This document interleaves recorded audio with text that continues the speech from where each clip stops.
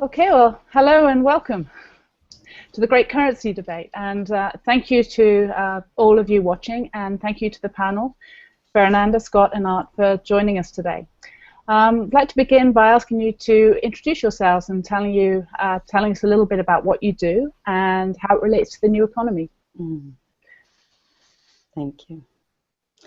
Okay, so ladies first. Absolutely. Well, my work for many years has been on next paradigm economics, and it has taken many forms from starting with alternative currencies as a wow, that exists, into going to gifting, into different spectrums of generosity, into meta currencies, and it has really taken now a place where, with my organization called Village Lab, we are how would you say, we're developing systems to help communities of intent, meaning any community that has a purpose in common, to develop their economic systems. So that is not only currencies, but it's about sometimes language. Sometimes it's about social contracts, businesses, new businesses or ways of doing business, and new conscious agreements and stuff like that. So that's my work, and that's how it's applied, and it's very large shifts all the time, as we are in a time of transition where things just go in their own way, and what is true today will not be true tomorrow. So it's constantly changing. You mentioned language there, which is it's so important, especially when you consider we've got 80% of the world who are on less than $5,000 a year, and a lot of those people are from rural communities, and language is highly significant, and we don't talk about it very often. So thank you, Fernanda. Art. My name is Arthur Brock, and I have been working in the alternative currency space. I think I built my first thing that I realized was an alternative currency system in 2001, and realized that a bunch of the other things that I'd been doing, performance management systems inside my company, had really been kinds of currency systems, and I began to kind of expand what I considered to be currency beyond what most people do, because it's not just monetary currencies. It includes things like reputation and all of the ways, the symbol systems that we create together to manage currents, to manage flows of value. And so I've been working in that space for, I guess, about 14 years. Thank you. It's a fairly broad area and so much in it as well. Scott. Yeah, I'm relatively new to alternative currencies. I guess I did experiment some time ago, probably 10 years ago, with early let systems and the software. I'm basically a technologist and like to work with software, particularly open source software. So looked at and worked with implementing a let system on behalf of it's an alternative or political movement here in Vancouver. Never really went anywhere there, although that did at least allow me to sort of get my head around the notion of alternative currencies and why one might want them, just some of the variables around it. So that happened then, and then probably my next real brush, or where it really became a big deal for me, was around cryptocurrency and Bitcoin in 2010. So I really picked up on what was going on there, and I realized as part of that in addition to sort of understanding the software and the principles of the software, that really it made sense for me to sort of jump in and try and understand what is currency more broadly, and so that was sort of my impetus for that. And of course, as you all know, once you jump into that, you can go into so many directions. But I have to say, mostly focused on cryptocurrency and the principles around cryptocurrency, including the altcoin scene and some of the tweaks to the model and stuff that we've seen around all of that. So that's my background. It's funny, the way we sort of talk about this is almost like this moment of awakening where we realize, oh, it doesn't have to be business as usual. Why is the world? Why do things happen? as they do, and it doesn't have to be that way, and there's so much opportunity to do things differently. It's such an exciting time to be alive. So I'm Caroline Smalley, and I'm co-founder of the Citizens Media, and my sort of mission, or our mission, is to figure out how we can unite solutions for speeding up the transition to this new economy. And really, as a result of these Hangouts, one of the key tools that we're figuring is a barter system, sort of like a barter system that's influenced by reputation, values-based reputation exchange, that for connecting alternative currencies, products, and services. The reason we want to do that is to essentially increase the market share of alternative solutions. That's tools that can give people and their communities the means to increase their own livelihoods. So perhaps we can start by talking about what solutions you see out there for exchanging reputation-based exchange. What do you like about them? What are the strengths and weaknesses? What are the challenges? And what do we do moving forward? Who wants to kick off? Well, I defer to Art here because I think he's he's looked at this most deeply. You're always in the spot.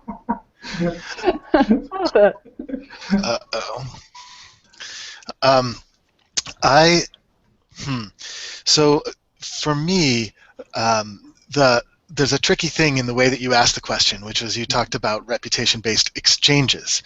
And I think the first thing that I would want to focus on is I would want to back up one step from the exchange part of the question and just acknowledge how pervasive reputation currencies have become out there. In fact, having been a part of the alternative currency movement for a while, I've watched many exchange currencies struggle. Different local currencies, like Scott mentioned, LETs, or different time banks, or different types of things, barter systems. I've watched lots of different systems struggle, and people say, well, people just aren't ready yet. They haven't, had the awakening to the problems in the, our mainstream currency system and all that kind of stuff. And for me, because early on, I ended up having a different context for the word currency. I started looking at currencies as broader tools, the things that we create currents from, the symbol systems we use to collectively manage currents and flows. I saw that adoption of currencies is happening everywhere very rapidly. They just weren't monetary currencies. In fact, they were mostly reputation currencies. So when you think about things like, eBay's reputation for traders, for brokers on eBay, or you think about Amazon 5-star ratings for products, or you think about all these different types of things out there. There's millions of people using those kinds of reputation systems. Far more people using those reputation systems, even relying on those reputation systems. I mean, it's to the point sometimes where I'll be in a store and I'll look at a product and literally pull up Amazon reviews of that product before taking it off the shelf to see what people are saying about it. So that we rely on these kinds of reputation because obviously every product has a bias to sell itself, right? So all the information on the package, of course, says it's the best. And how do you get some balanced perspective on it? Well, you get it from other people, hopefully. Hopefully you get it from people who aren't being paid to write those reviews or things like that. And so there's real value in reputation systems that is not about reputation being exchanged or even quite enabling exchange, although in this case it may encourage or discourage me to buy a particular product. But these things are all over the place. Like, I gave this example on, I think, our first call, but high school degrees, college degrees, certifications, all of these different types of things are reputation. And for me, one of the ecosystem that illustrates this the strongest, one of the places that this is really visible is food, because I'm old enough to remember when food was just food. It wasn't, organic, locally grown, fair trade, free range, hormone free, cage free, grass fed. All of these different things are different types of reputation currencies that are trying to point to different parts of value in the currents and the flows of producing a product. And they matter to us because we share some of those values. I would prefer to buy food that isn't full of pesticides and poisons. I would prefer to buy food that doesn't poison the earth in the process, that doesn't, have all kinds of nitrogen runoff from chemical fertilizers and, that kind of thing. So first I want to make visible that we use reputation currencies all over the place. And I mean, whether you think of it as, all of your electronics being FCC certified to not put off radio waves that are going to interfere with your Wi-Fi connection, or, Underwriter Labs, or there's all of these kinds of certifications and things all over the place, which are reputation currencies. We use scores of these things every day without thinking about it. So that's the first thing that I want to say, is this is not just some bleeding edge new thing, that this is something that we have had going on for a while without ever thinking of them as currencies. And for me, that's the really exciting thing, is it's kind of like people built buildings for a while. Some were made out of stick and straw, and some were made out of dirt, and some were made out of brick and wood and, whatever. But then when you begin to recognize that there's such a thing as architecture that unifies the design of buildings no matter what they're made out of, to me that's the same kind of insight that you can start to see about currencies, that there are patterns to these currencies, whether they're for reputation or for trade or, for measurement or for store of value, that there's different types of things, different types of patterns that are present. And learning about those patterns can tell you a lot about what that currency is actually going to be good for or not. And when we think of currency as just one thing, we miss seeing those patterns. Yeah, and I hiccuped on saying that's my name. I sort of hiccuped a little when I was talking about when I said reputation exchange, because it is a very important point that we don't exchange reputation itself, and we do want to at some point in this Hangout talk about security, how we can secure the reputation that we've built for ourselves. And the other thing that came to mind there is when you talked about the reference to food, how you go into the supermarket now and you might have sort of gluten-free food that's in one aisle to itself, and organic food that's sort of separated aside from where other food is. It'd be interesting to sort of monitor that kind of behavior. And the other thing I'm thinking about is plastic bags. I mean, here now, pretty much all of the grocery stores, you have to pay if you want a plastic bag. So it's because that's brought up every single time in a transaction. It's, are you going to get a plastic bag? It sort of it starts to get the message across. So how complex do we want to make it? How often do people read the full list of ingredients on the back of something? How can we create indicators that give people a very quick way to assess how well a product or service or currency fits a reputation? So I don't know if you have more to say, Arthur, or whether we want to ask Fernanda and Scott what their thoughts are. Let's hear some other voices. Thank you. I can jump into what you just said about the metrics and how we can have other metrics that will help us see that part of profit, people, planet, the triple bottom line. And one good example for that is Goods Guide, that has an app that you scan your different products in the supermarket, and it will show you what is their impact in the environment. It will show you how does that company behave with their certain corporate values. It will show you if it has chemicals that would affect your health. So they're doing a lot of effort, and their database is constantly growing. But what I want to point out is what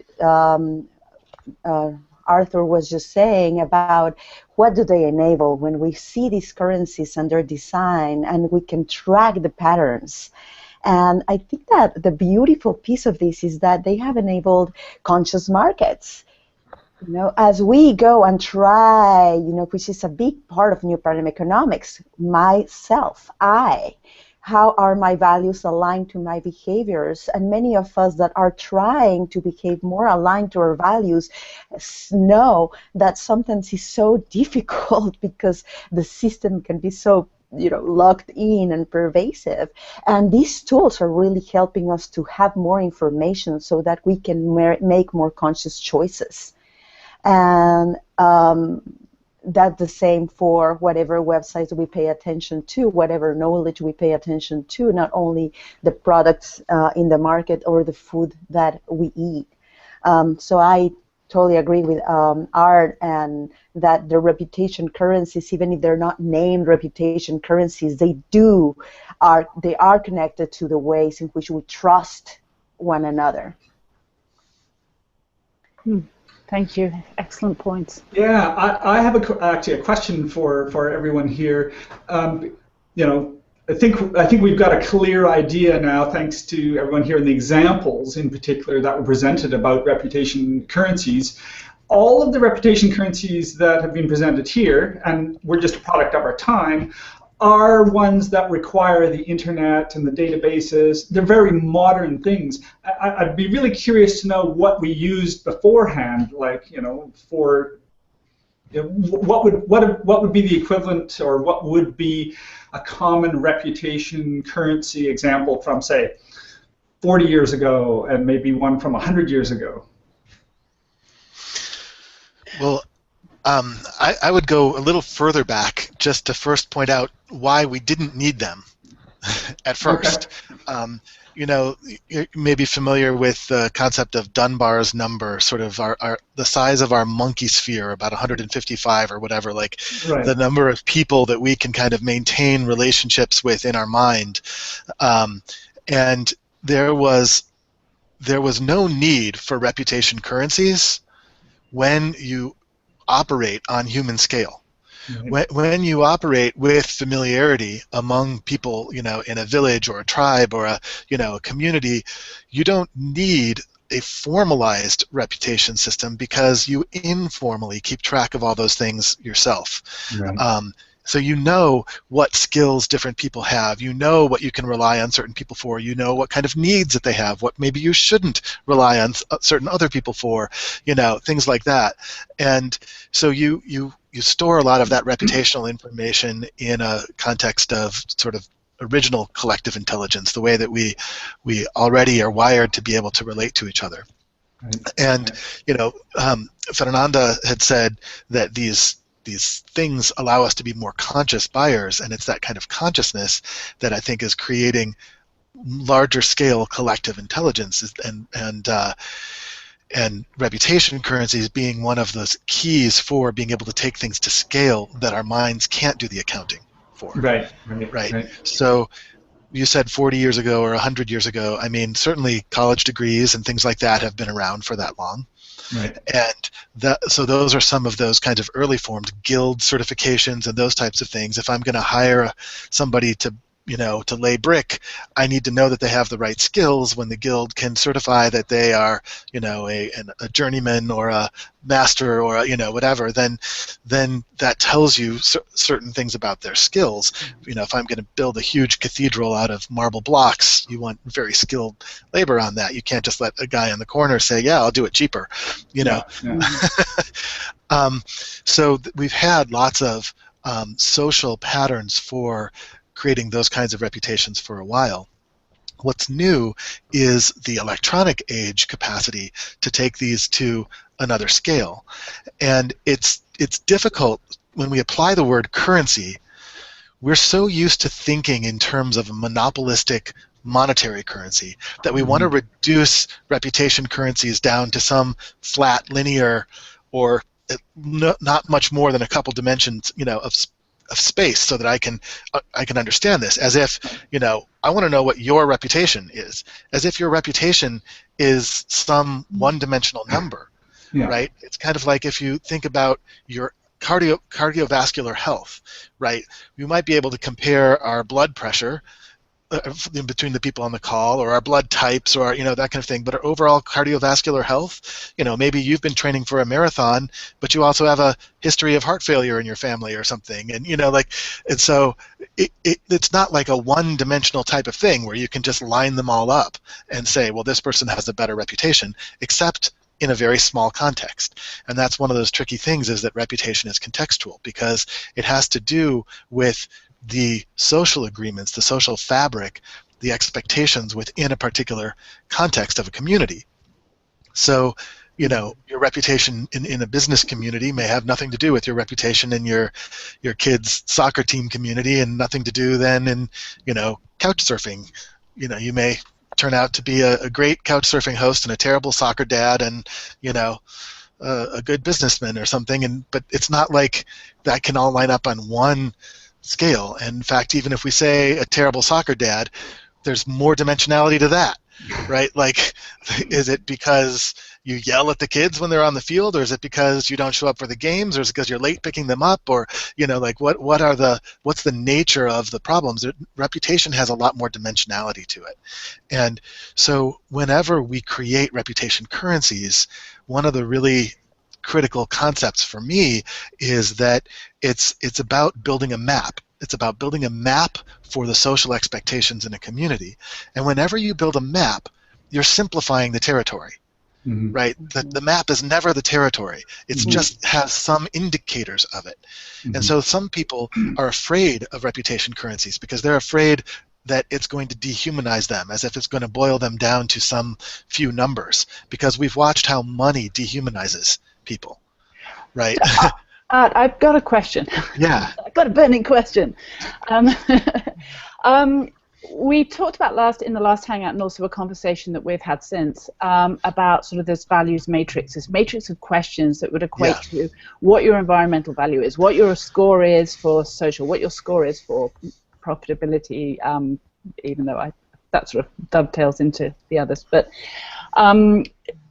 what I'm thinking is crowdsourced data analysis came up, because rather than actually having a sort of contrived list of these questions and these are going to be audited and this is how we're going to continually evolve the questions as sort of life evolves, that crowdsourced data analysis, so these conversations that we have around, this carpenter did a great job, versus this carpenter was really sort of good, cheap, and what do we go for? But we can actually extract data, algorithms from data analysis in the conversations themselves, and that's how the value matrix would be created. Do you see that being done anywhere, or thoughts?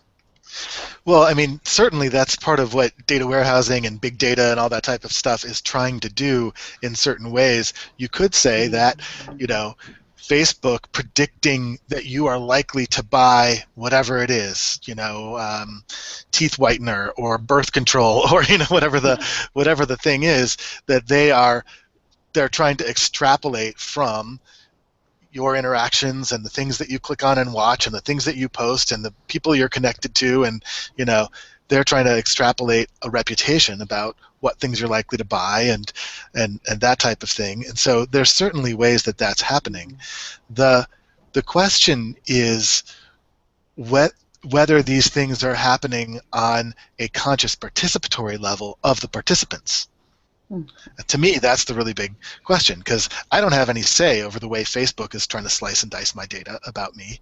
But if I'm participating in a community and we can say, these are our agreements and expectations of each other, and these are the things we're going to track about how we participate with each other, now that's something that I've consented to and participated in and may continue to evolve. We may refine those models, but if we're participating in some online community of practice, and we create some dimensionality to reputation there, we can say these are the kinds of things that we are tracking about your participation in the community, and this is the way that they affect your reputation. Now, the advantage and disadvantage of that is that people tend to game those kinds of systems, but that's a good thing if you set them up to measure the behaviors that you want to encourage. When you game the system, then you're doing behaviors that people wanted to have encouraged. And so that's one of the tricky things about maps and territory, is that there's a feedback loop where, the way that you make the map begins to affect the territory.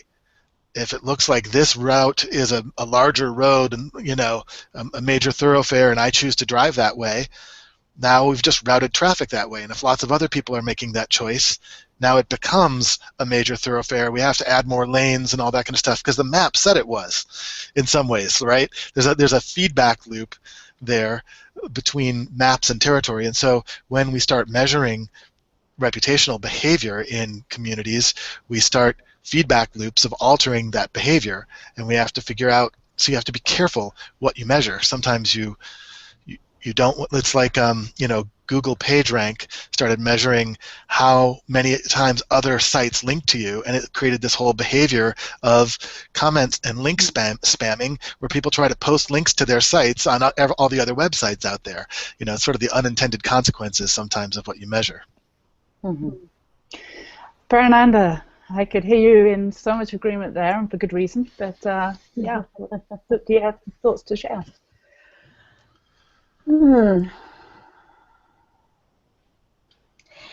Well, I think it's very complete what Arthur just shared, but it made me think about as well, yes, the conscious choices that we can make together in our community on what we want to participate and what we want to track. And of course, sometimes we cannot see what kind of behaviors that's going to make until the fact, right? That's why systemic perspective is so important. But there's other places where we might want to learn what's going on, especially like I'm thinking, Google giving authorship to what is the kind of content that you're an expert on, so they have certain algorithms on saying, oh, well, if you're in Google Plus and your content is this way and you use keyword tags, and then others like that, and you have a certain numbers of comments, and then we can identify that, yes, you have authorship on that content. So there's things that one can track, and it might be part of the PageRank effect that then once you know the recipe, you can apply it, and then it becomes kind of artificial or sterile. But there's a continuous improvement, and we're going to see amazing things about how data is going to have my machine learning algorithms and how the data is going to be displayed. And I'm so hoping for data that is open, that we all can see, and that it's made in a way or created in a way that provides beautiful visualizations so that we can really see that the right placement that we might want to have within a given community. Like I'm thinking my perfect system would be for Village Lab would be if I could see the different eco-villages that are out there, and I can see them in the blink of an eye, and I can see because of the color which ones are of less than 50 people, and I could see because of their vibrancy which ones are more integrated in their social aspects or dynamics, and then we could see because of the forest that surrounds them, the kind of projects that they have, and if we could see, so it's like some sort of ways in which our mind can really integrate the massive amount of information that we're creating every day, and that we will continue to create as the Internet of Things, is predicted to have billions of things connected to the Internet by 2020. So what does that really mean? Yeah, that's, excellent points there. One of the sort of popping out of my mind right now is, okay, how can we get this implemented? Do we see this actually happening right now? Is it being implemented actively? What does it look like? Do we generate conversations from within communities that are about the products and services that I've got ideas around how that can be done, but that's for another Hangout. So what would a pilot look like? And that was one side. And the other side sort of would bring Scott into this conversation about, okay, displaying this information, as you're saying, Fernanda. How can we display things in an eloquent fashion, and also in a way that is that's secure, that the reputation that we're building is protected. So does anyone sort of do we want to talk about implementation, or should we go to Scott and see what Scott? Well, actually, I mean, I think this all leads nicely into the video that you shared as part of the document there, right? The discussion with what's his name, Vinay Gupta, about Ethereum and blockchains and all of that stuff. Did you guys all watch that one? I haven't seen it yet. Okay. It's actually really amazing. It was just recorded like a few days ago, or 15th or something like that. He's a very interesting fellow. I've seen his stuff before. I've seen him, he's a computer security expert. He really dives in deep. He also has, pretty good sort of cypherpunk cred to him in that he's, he understands this stuff. He also, which is sort of near and dear to me, he's also got,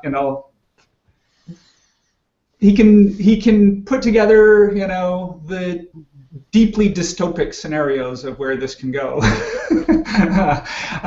which I always appreciate because, I think it's important to bring light to those. Anyways, one of the things that he claims in there is that, he claims that since the 60s, we've basically been in this place where we are going, technology swings back and forth, and he used the metaphor of it swinging from hardware back to software, back to hardware, back to software. But the main point there that he was making is that right now we're at the point, according to him, at the apex of data centralization. If you take Apple, Facebook, Google, Microsoft, they basically hold, by far most of the world's data, and it's all locked up in these silos, and only really they have access to it. Don't leave the NSA out of that. Well, yes, I mean, NSA has a copy of all of that, of course. Right, and they are the ones that are. Yeah. Anyways, yes, he does not. He does not forget the NSA at all. Yeah. So that's the reality right now, and he echoed exactly sort of my thoughts as the Snowden stuff came out, and that was okay. We've been thinking about this, and this has been like our worst fear, and now it's all like we are all vindicated. It's actually worse than any of us thought. So that all of that for him makes this sort of the pinnacle of this particular point of data centralization. So the time is right, and Snowden has been a great help in this to swing. For a massive swing the other way, to pull data out of there and to have it in a much more decentralized format. And not surprisingly, because evolution is on our side. Evolution is on the side of good and right. The blockchain comes along and allows this. It's a tool to allow decentralized databases and the open data formats in a way that's safe and secure and allows us to do all of these interesting things. So he uses some examples or presents some examples in there, which I thought were quite interesting of ways in which you can use. Now he picks cases of refugee camps. Okay, so here we're in a situation, and I'm just pulling the numbers out of my head because I don't really know the true numbers, but let's say there's 10 million people living in refugee camps, and they're likely to be there for quite a long time. So one of the things is, as a refugee, you cannot participate in the economic system. You can't work while you're in a refugee camp. That's just one of the rules of it. So you've got these people domiciled, all these restrictions were placed around them. And in some cases, probably many cases, they may have all sorts of skills from their previous life before they became a refugee. There may be a doctor. Now they've got no documentation, nothing to prove this stuff. Children are being born there. What ID are they getting? How can they build and participate in a reputation economy when they've got sort of basically nothing to start with? Well, if you give them a internet connection, you give them a cheap device, and you provide some sort of, should be a blockchain, to allow them to start to use their identity to take courses. That's one of the main things that he talks about, right? If you are in this place and you want to, for example, learn stuff, well, you've got the internet, so you can learn stuff, but you also you want to leave an audit trail of the things that you learned so that you can present them for some purpose down the road. How do you tie your identity to that in this kind of situation? So I think blockchain is a really obvious one, and I don't know how many of you have watched the what came out of Necker Island, which is Richard Branson's private island in the British Virgin Islands. He held something last week called the Blockchain Summit, where he pulled in, I think it was like 20 or 30 people from all these high-level companies to his little private island. One of the guys is here in Vancouver, and I'm actually going for lunch with him in about an hour, just back from that. What came out of that is, just based upon what I've seen, I haven't spoken with him yet, but just based upon the videos that I've seen, is these top people, venture capital, lots of access to capital, lots of access to really strong tools. What they came to on the island was the need for digital identity based upon the blockchain for refugee camps and the developing world, which I thought, wow, that's really amazing, actually, that's what came out of that. So, anyways, sorry, I got excited there. Have they made any progress, or what have they done towards that, Scott? And so that goes into the pilot. What have you seen? Well, I haven't seen anything yet, and as I say, I'll get a much deeper dive into this. It's just it's pretty clear the steps to get there. The technology base is there. Now we need the political will. But the really exciting thing about both of these is they don't require any state involvement whatsoever, really, to implement these things. That's what makes it really exciting.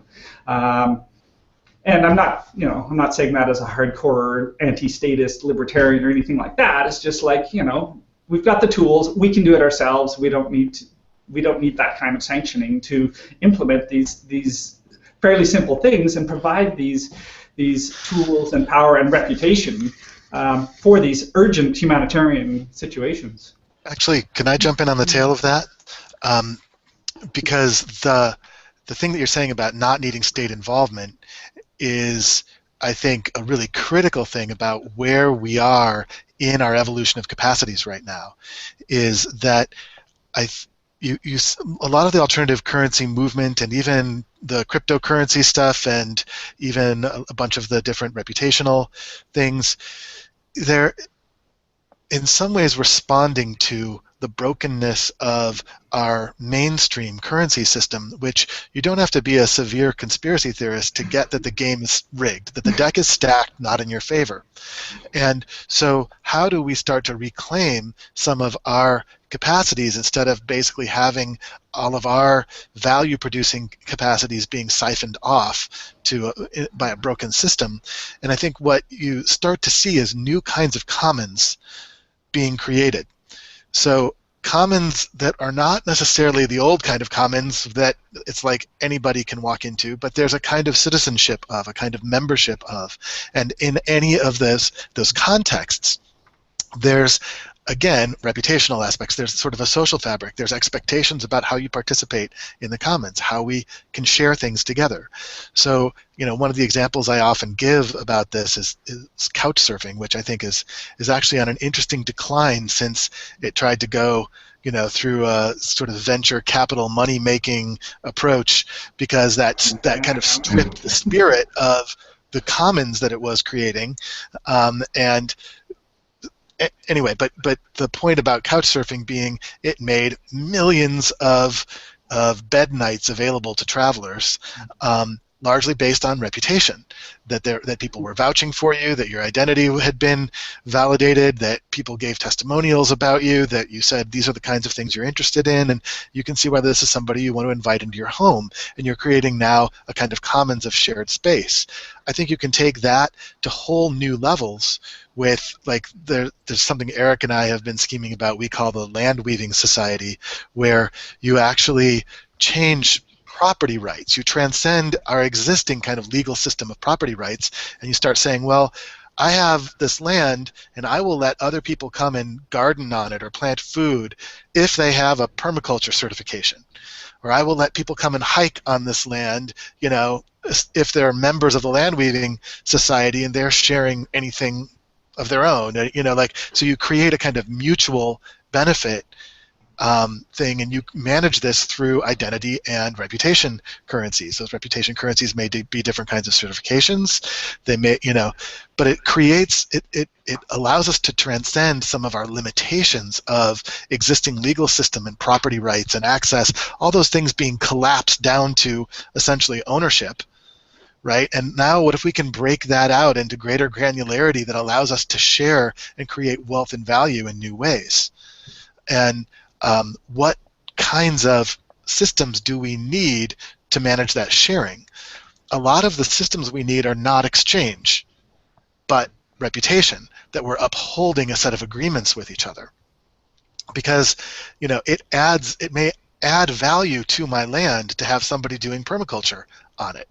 Even if I don't get any food from them, and I'm likely to get some food from them if they come and grow food there or whatever. But you don't have to look at it purely as an exchange, but as basically all ships rising with the tide. A way that as we can share in new ways, and we can basically take back our ways of sharing wealth from a system that is designed to take it away from us and create new systems that actually, I think, in the same way that like Wikipedia outcompeted encyclopedias because of how rapidly its content can evolve, which matters in a world of expanding information that's growing as quickly as as it is. I think it's an obvious thing that as we create new commons, especially if they're on distributed, decentralized architectures, like the blockchain, like Scepter, like the kinds of things that are being built to support decentralized architectures, those things can adapt and change millions of times faster than our legal system can keep up. Because, if you think about it, there's a funny way that you can think about our judicial system as a kind of processing unit that processes conflicts and complaints between citizenry, right? And our legislature as a kind of coding programmer, right, that writes new code for how we're supposed to be able to get along and negotiate our disputes. But if you think about how slow our legislature programs new code and how spaghettied and convoluted that code ends up being, and how slow our judicial system can process the disputes, the processing power just can't keep up with the processing power, the speed of adaptation that we've become to expect from in an internet age. And so it can't compete. We will very quickly be replacing the existing monetary systems, the existing governmental systems, our existing legal systems, with ways that we can directly encode agreements with each other and enforce those agreements. And that, to me, is what's so exciting and about all of this. One of the tools that comes to mind is a relatively new currency called Faircoin, and Faircoin works on blockchain technology by Enrique Duran in Spain, but it support cooperative commons-based enterprise. So it'll go into communities where it can be used for cooperative enterprise that comes up with tools and solutions that are open, they're shared between all the participants, and we get this currency moving in the markets. As I said, it's a blockchain technology, and the more market activity that happens around it, the value will increase against other currencies. So it's sort of hooked. Yes, it's connected to other currencies, but it's taking advantage of, as its value increases, that inflated value will get reinvested, if I've got my understanding is correct, into the cooperative enterprise. So it's finding a way of sort of doing what we're talking about here, increasing the market share of values-based shared ways of sharing that are just that nurture our environment and nurture who we are as people. Did anyone else want to follow up from Art's comments there? I think it's Fernanda's turn. Yeah, so do I.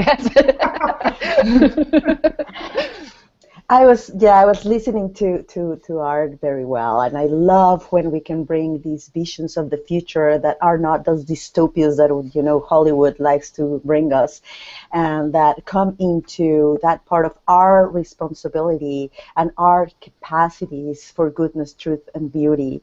And as Scott says, and Steve McIntosh says as well, he says the universe wants to evolve in increasingly goodness, truth, and beauty. Like that is embedded in the very structure of the universe. So we can trust that we can have that in ourselves and that we can create a beautiful world. And I got inspired to share from Noah Thorpe this little piece that he says is a utopian peer-to-peer gospel.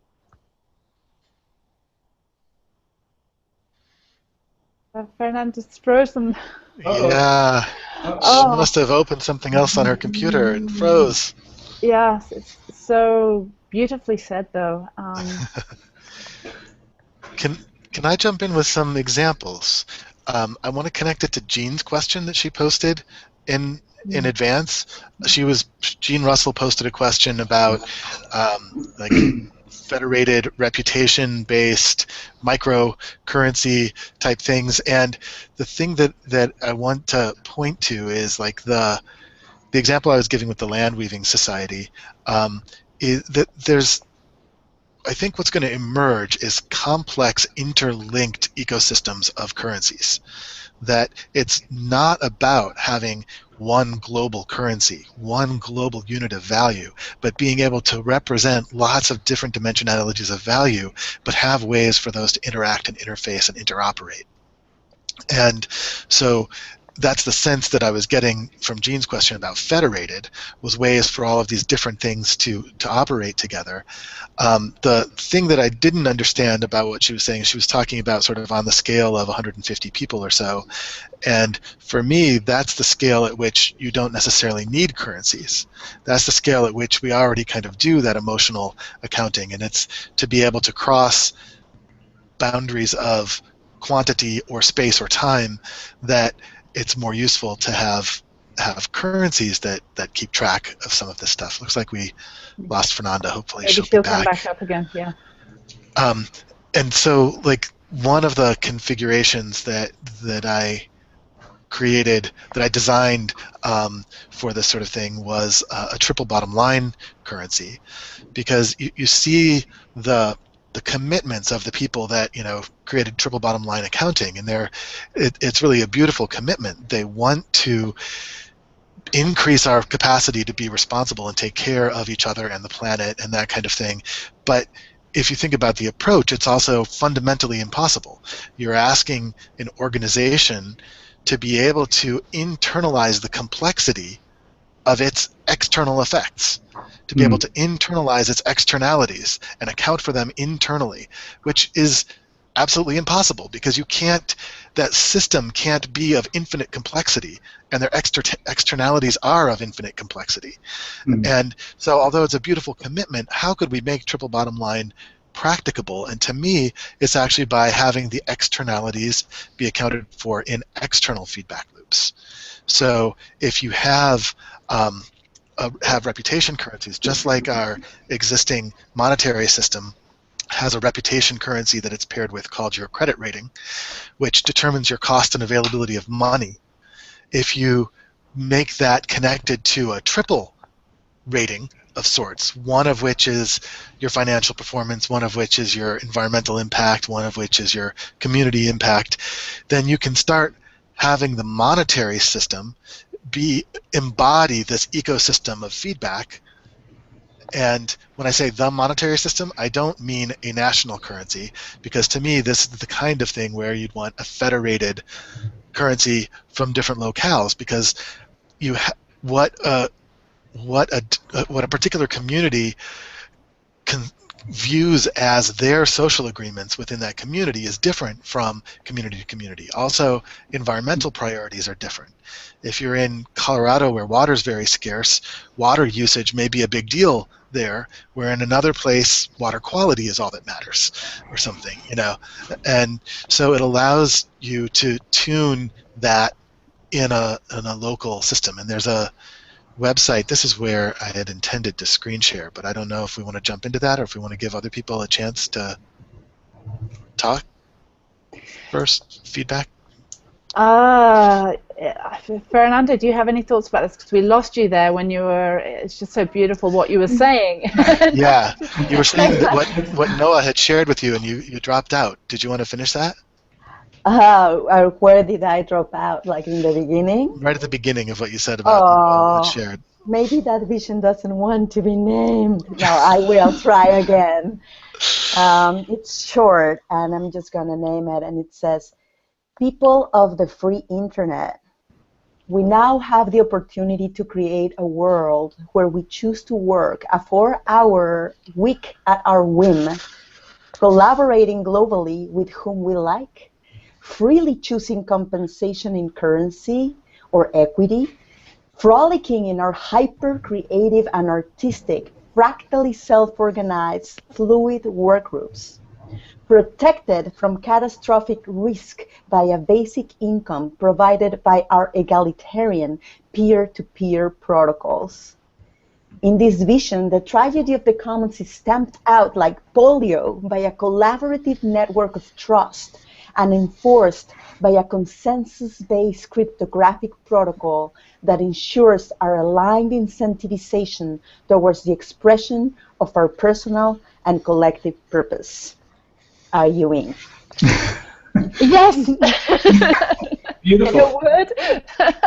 Wow, thank you so much. That was just incredible. And yeah, very beautiful. And yes, please. Thank you, Fernando. Thank you. I can see that Arthur has got a screen sharing on. Yeah, I just really quickly, this is Good Guide that Fernanda mentioned, and you can see that they have a bunch of dimensions that they rate products on. The thing that I was starting to mention was Threebles, triple bottom line economics. There's a website, threebles.com, that talks a little bit about how that works, and this is probably not the best screen to have up there, but we implemented some of the reputational dimensions of that in the Mile High Business Alliance in Colorado, where we had a big business directory of different local businesses, and you can see lots of information about a business, including some people related to that business. You can see scores, feedback from the community and from customers, and you can also see localness factors. If you click on these, you can drill in deeper.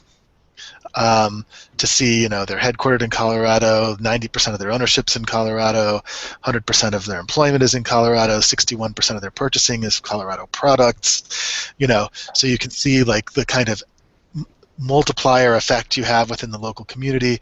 So you can see you can start to have ways, and then over here there's these other reputational things about, are there any complaints against this business, sort of a Better Business Bureau type of concept. Do they have a recycling program, a zero waste program? There's all sorts of different reputational badges about things that companies may be doing that are good or not so good. Here we have non-renewable production, EPA citations, things like that. This is just an example of the kind of baseline data that you can start running a triple bottom line currency off of by collecting information about businesses and their practices.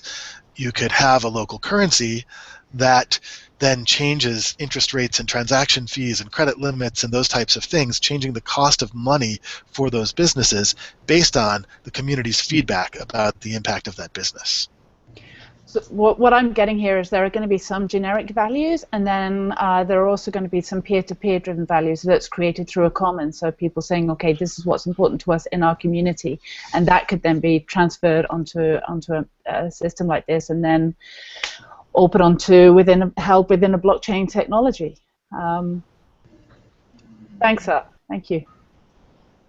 I wonder whether, does anyone else want to come in there, or if there was a question that was posted on tax, we don't want to get into too much detail on it, but are there any existing time bank community currency apps out there that can support tax-free bartering? And that was from Mark Brazier. I can chime in about that. Time dollars have been selectively approved as tax-free when they're on a one-to-one trade basis, when there's no pricing of time going on, such that, the dentist and the ditch digger, an hour is equal to an hour. The government has said, well, this is a non-commercial type of transaction then, so therefore if it's not commercial, we don't tax it. But that's not the only way that these types of value sharing systems can be tax-free, because reputation is also not taxable. Gifts are not taxable. There's a lot of ways that you can create ways of sharing value that, you borrowing my car isn't a taxable event, right? So it's not just that time dollars are the only way to do things outside of the purview of taxes. It's really to do with it being non-commercial. And so if these things are being accounted for in reputational terms rather than in account balance monetary type of units that would be perceived to be commercial, then it's very difficult to translate that at all to dollar or taxable terms. What is the dollar value of me letting you come plant a garden on my land, or letting you come hike on my land? Can the government tax you for letting you hike on my land? You got a benefit, but it wasn't a commercial transaction. So there's a lot of ways that we can create and share value that have nothing to do with our existing commercial infrastructure or taxes. And also in doing all of this, we're providing solutions that will mean that the needs of the government start to decrease because we're taking care of them on a peer-to-peer basis. Fernanda, were you going to say something there? Come in there. You said it, Beauty. Great minds think alike. Thank you. So we're sort of getting towards the end here. Does anyone have any burning questions for each other?